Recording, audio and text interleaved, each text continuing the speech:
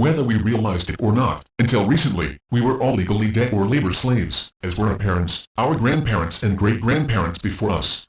Since 1933, every new child born was required to be registered, thereby creating a corporate person, effectively denying that child any rights as an owner of real property. The act of registering a child contracted them as chattel, and the birth record was a deceptive legal way of getting the parents to sign the baby away. The birth record was in fact a promissory note that was converted into a slave bond, which was then sold to a private reserve bank, effectively giving ownership of the child to the bank. Each new baby's contract was sealed by either a drop of their blood or by an ink impression of their foot onto the birth record. This signature was used to create their lifetime value, evidenced by their labor and the taxes and costs of that labor, as monetized currency, all designed to keep people in servitude for their entire lifetime. The banks have been the modern slave owners, and as the saying goes, he who owns the debt owns the people. The way the slavery system was imposed on us meant that, even if we did end up paying off our house or our car, we never actually owned it, because our right to any real property ownership was given away at the registration of our birth. This has been legal process since 1540 via something called a cestui vi trust, and this was still in effect until the recent UCC rulings changed the legal landscape and reinstated the unrebutable fact that no one can own ourselves or own our bodies. The slavery system remained intact for so long because of educational doctrines, the influence of our community at large, and because so many people accepted and embraced their slavery by waiting for others to help them or to tell them what they should or could not do. Enforcers like the police and courts made sure we stayed within the slavery system and incarcerated us if we chose to live as free individuals. In fact, the slavery system was imposed on us all and maintained for centuries by building walls in our minds through propaganda and conditioning, creating a false belief that we did not deserve better, that we were not part of a greater plan, and that we should instead be happy with the handouts, crumbs and indulgences given to us by the powers that were PTW, while the system itself reaped in millions of dollars every year, directly from the sweat and blood of our labor. But no more. Now you are free. To even begin to understand what has happened to the Republic, we must look backward in time to the period following the Civil War. We must go back to the year 1871, which was the beginning of the decline of the Republic. When we examine what happened during that time in our history, we begin to piece together this troubling, perplexing puzzle that is America. Only then should we answer as to whether we are indeed a free people or not. So, let's roll backward into the past for a moment. It is time we learned what they didn't teach us in school. It is far more interesting than what they did tell us. I think you'll stay awake for this lesson. The date is February 21st, 1871, and the 41st Congress is in session.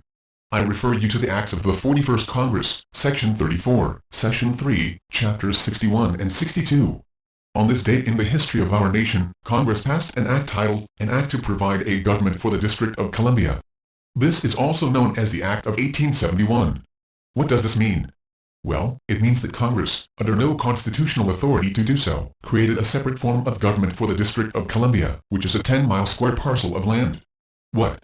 How could they do that? Moreover, why would they do that? To explain, let's look at the circumstances of those days. The Act of 1871 was passed at a vulnerable time in America. Our nation was essentially bankrupt, weakened, and financially depleted in the aftermath of the Civil War. The Civil War itself was nothing more than a calculated front for some pretty fancy footwork by corporate backroom players. It was a strategic maneuver by European interests, the international bankers, who were intent upon gaining a stranglehold on the neck and the coffers of America. The Congress realized our country was in dire financial straits, so they cut a deal with the international bankers in those days. The Rothschilds of London were dipping their fingers into everyone's pie, thereby incurring a debt to said bankers. If we think about banks, we know they do not just lend us money out of the goodness of their hearts. A bank will not do anything for you, unless it is entirely in their best interest to do so. There has to be some sort of collateral or some string attached, which puts you and me, the borrower, into a subservient position. This was true back in 1871 as well. The conniving international bankers were not about to lend our floundering nation any money without some serious stipulations. So, they devised a brilliant way of getting their foot in the door of the United States, a prize they had coveted for some time, but had been unable to grasp thanks to our founding fathers, who despised them and held them in check, and thus, the Act of 1871 was passed. In essence, this act formed the corporation known as the United States. Note the capitalization, because it is important. This corporation, owned by foreign interests, moved right in and shoved the original organic version of the Constitution into a dusty corner. With the Act of 1871, our Constitution was defaced in the sense that the title was block capitalized, and the word for was changed to the word of in the title. The original Constitution drafted by the Founding Fathers was written in this manner, the Constitution for the United States of America. The altered version reads, the Constitution of the United States of America. It is the corporate constitution. It is not the same document you might think it is. The corporate constitution operates in an economic capacity, and has been used to fool the people into thinking it is the same parchment that governs the republic. It absolutely is not. Capitalization an insignificant change? Not when one is referring to the context of a legal document, it isn't. Such minor alterations have had major impacts on each subsequent generation born in this country.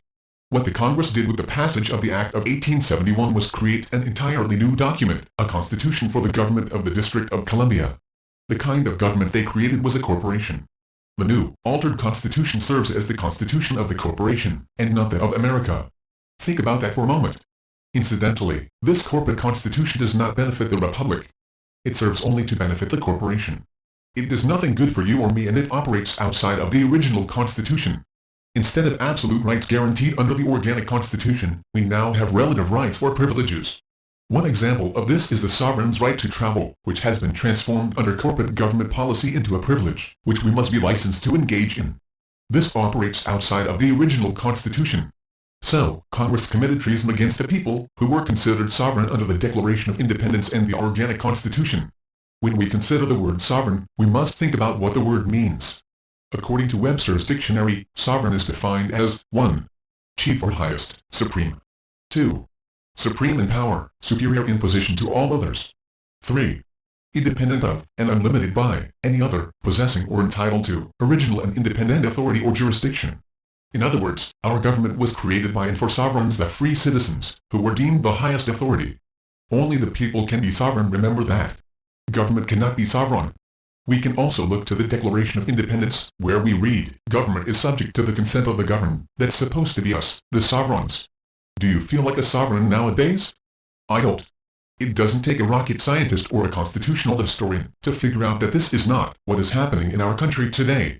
Government in these times is not subject to the consent of the governed. Rather, the governed are subject to the whim and greed of the corporation, which has stretched its tentacles beyond the 10-mile square parcel of land known as the District of Columbia, encroaching into every state of the Republic. Mind you, the corporation has no jurisdiction outside of the District of Columbia. They just want you to think it does. You see, you are presumed to know the law. This is ironic because as a people, we are taught basically nothing about the law in school. We are made to memorize obscure factoids and paragraphs here and there, such as the preamble, and they gloss over the Bill of Rights. But we are not told about the law. Nor do our corporate government schools delve into the Constitution in any great depth. After all, they were put into place to indoctrinate and dumb down the masses, not to teach us anything. We were not told that we were sold out to foreign interests and made beneficiaries of the debt incurred by Congress to the international bankers. For generations, American citizens have had the bulk of their earnings confiscated to pay on a massive debt that they, as a people, did not incur. There are many, many things the people have not been told. How do you feel about being made a beneficiary of somebody else's massive debt without your knowledge or consent? Are we gonna keep going along with this? When you hear some individuals say that the Constitution is null and void, think about how our government has transformed over time from a municipal or service-oriented entity to a corporate or profit-oriented. We are living under the myth that this is lawful, but it is not. We are being ruled by a de facto, or unlawful, form of government, the corporate body of the death-mongers, the controllers.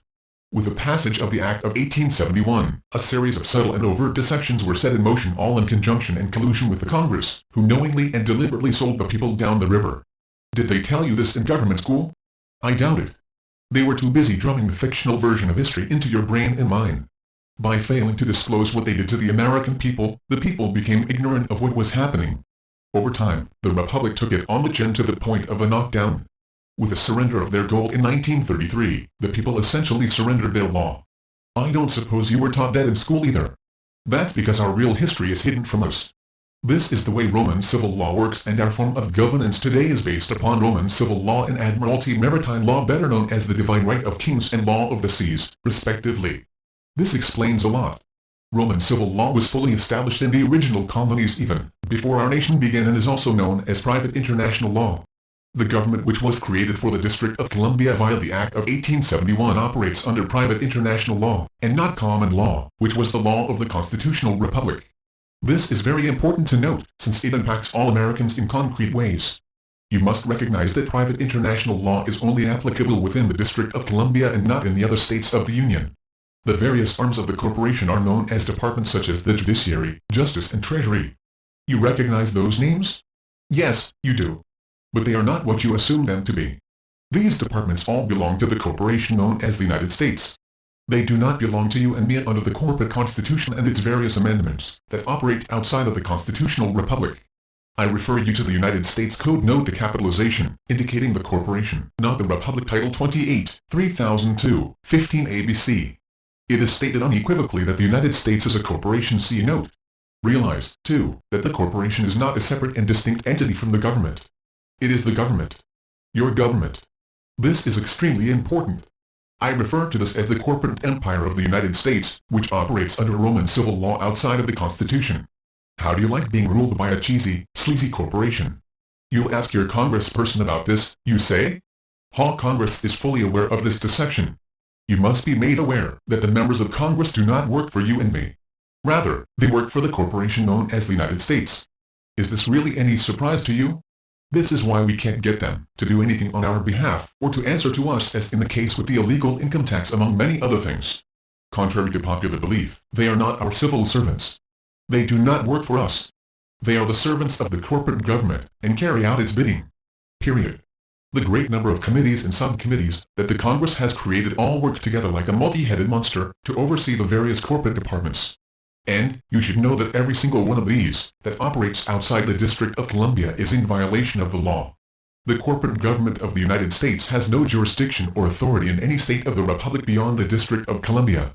Let this sink into your brain for a minute. Ask yourself, could this deception really have occurred without the full knowledge and complicity of the Congress? Do you think it happened by accident? You are deceiving yourself if you do. There are no accidents or coincidences. It is time to confront the truth and awaken from ignorance. Your legislators will not apprise you of this information. You are presumed to know the law. They know you don't know the law, or your history for that matter, because this information has not been taught to you. No concerted effort has been made to inform you. As a sovereign, you are entitled to full disclosure of the facts. As a slave, you are entitled to nothing other than what the corporation decides to give you at a price. Be wary of accepting so-called benefits of the corporation of the United States. Aren't you enslaved enough already? I said above that you are presumed to know the law. Still, it matters not if you don't in the eyes of the corporation. Ignorance of the law is not considered an excuse. It is your responsibility and your obligation as an American to learn about the law and how it applies to you. They count on the fact that most people are too uninterested or distracted or lazy to do so. The people have been mentally conditioned to allow the alleged government to do their thinking for them. We need to turn that around if we are to save our republic before it is too late. The United States government is basically a corporate instrument of the international bankers. This means you are owned by the corporation from birth to death. The corporate United States also holds ownership of all your assets, your property, and even your children. Does this sound untrue? Think long and hard about all those bills you pay, all those various taxes and fines and licenses you must pay for. Yes, they've got you by the pockets. Actually, they've had you by the ass for as long as you've been alive. In your heart, you know it's true. Don't believe any of this? Read up on the 14th Amendment. Check out how free you really are. With the Act of 1871 and subsequent legislation, such as the purportedly ratified 14th Amendment, our once great nation of sovereigns has been subverted from a republic to a democracy. As is the case under Roman civil law, our ignorance of the facts has led to our silence. Our silence has been construed as our consent to become beneficiaries of a debt we did not incur. The sovereign people have been deceived for hundreds of years into thinking they remain free and independent, when in actuality we continue to be slaves and servants of the corporation. Treason was committed against the people in 1871 by the Congress.